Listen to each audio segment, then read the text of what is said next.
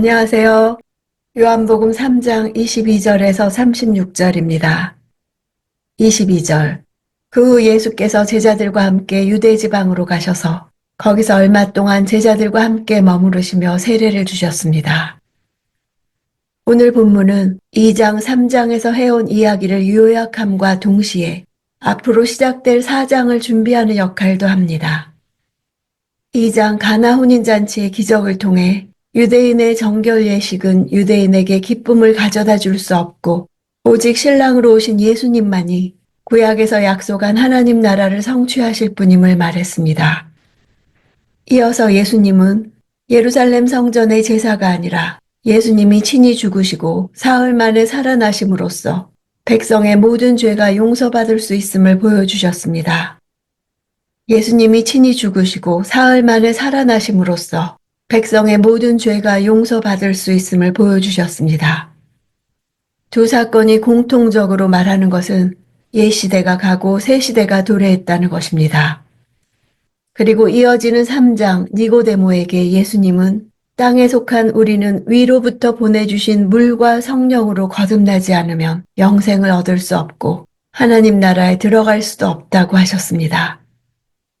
물과 성령으로 거듭나는 방법은 단 한 가지, 바로 하나님이 이 세상을 사랑하셔서 구원하기 위해 보내신 하나님의 아들을 믿는 것뿐이라고 하셨습니다. 그리고 본문에서 지금까지 하신 이야기를 요약합니다. 23절. 요한도 살렘 가까이에 있는 에논에서 세례를 주고 있었습니다. 그곳에는 물이 많았기 때문입니다. 사람들이 나와 세례를 받았습니다. 예수께서 사역을 시작하시고 나서도 요한 역시 자기의 일을 계속했고 그에 대한 사람들의 반응도 여전히 열광적이었음을 알게 합니다. 세례를 주고 있었다는 시제는 세례 요한의 사역이 과거와 변함없이 계속해서 왕성했음을 보여줍니다. 그가 아직도 사역하고 있는 이유는 예수님을 증거하기 위해서였습니다. 24절. 이때는 요한이 아직 감옥에 갇히기 전이었습니다. 세례 요한이 옥에 갇힌 시기는 마태와 마가복음서에는 예수님이 유대 광야에서 시험을 받으시고 난 후로 기록하고 있습니다. 실제 예수님의 광야 시험이 AD 27년 가을에 있었고 요한이 처형을 당한 것은 AD 29년 겨울의 일이므로 예수님과 요한의 병행 사역 기간은 제법 길었던 것입니다. 25절. 요한의 제자들 중 몇 사람과 어떤 유대 사람 사이에 정결의식과 관련해 논쟁이 붙었습니다. 이 논쟁은 예수께서 세례를 베푸시는 곳에 더 많은 사람이 모이는 것을 본 어떤 유대 사람으로 인해 시작되었을 것입니다. 여기서 정결의식은 세례를 가리킬 것입니다. 요한의 세례와 예수님의 세례 중에 어느 것이 더 나은가에 관해 물었을 것입니다. 26절. 요한의 제자들이 요한에게 와서 말했습니다.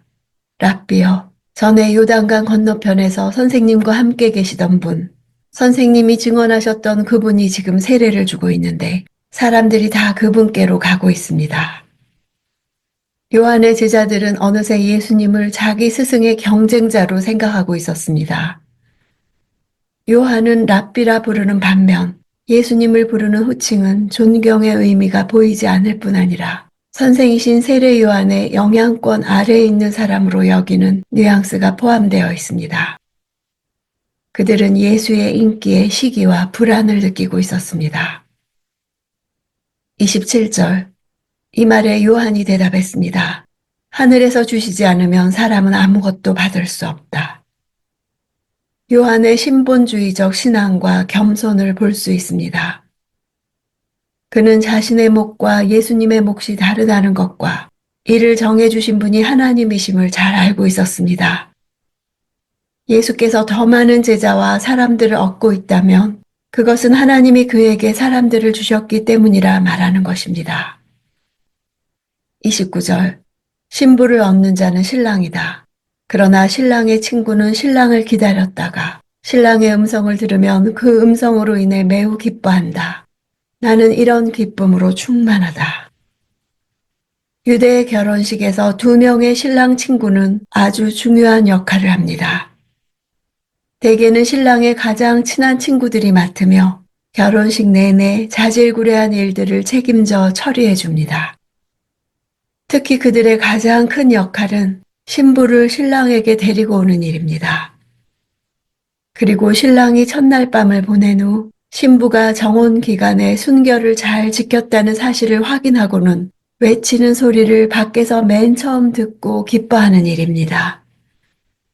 세례 요한은 자신은 신랑의 친구이며 예수님이 바로 신랑이시라고 소개합니다.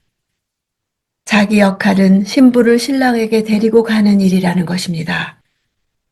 신부는 바로 하나님의 백성입니다. 회개해 정결해진 예수님의 신부인 이스라엘 백성을 예수님께로 인도하는 역할을 맡은 것입니다. 그는 예수님이 순결한 백성을 보고 기뻐하실 때 같이 기뻐하는 사람입니다.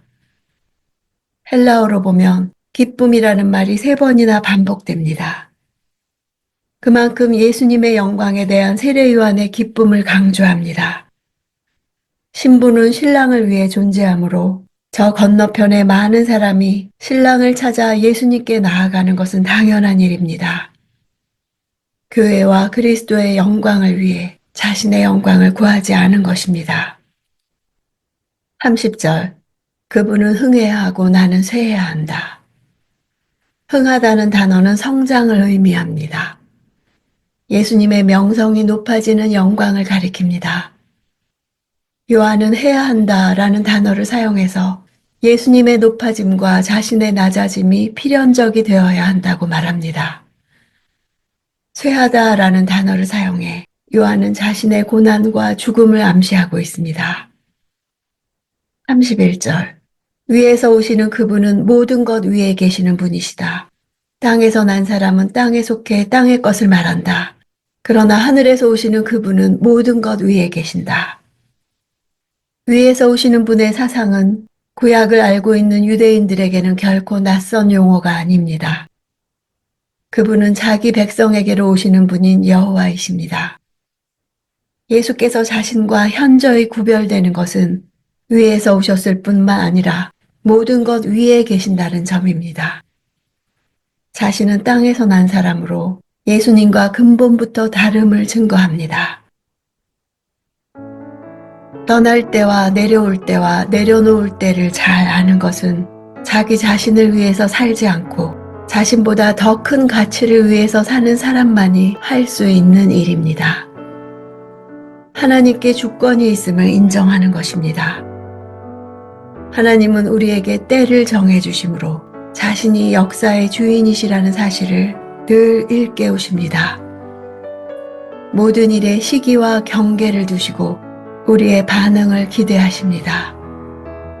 그래서 믿음이란 하나님의 시간을 분별하며 사는 것입니다. 빛이 왔으면 어둠은 물러가야 하고 실체가 왔으면 그림자는 물러가야 하고 새로운 시대가 열리면 옛 시대는 물러가야 합니다. 참 지혜는 바로 때를 아는 것입니다. 그럴 때 주님만이 영광스럽게 드러나실 것입니다.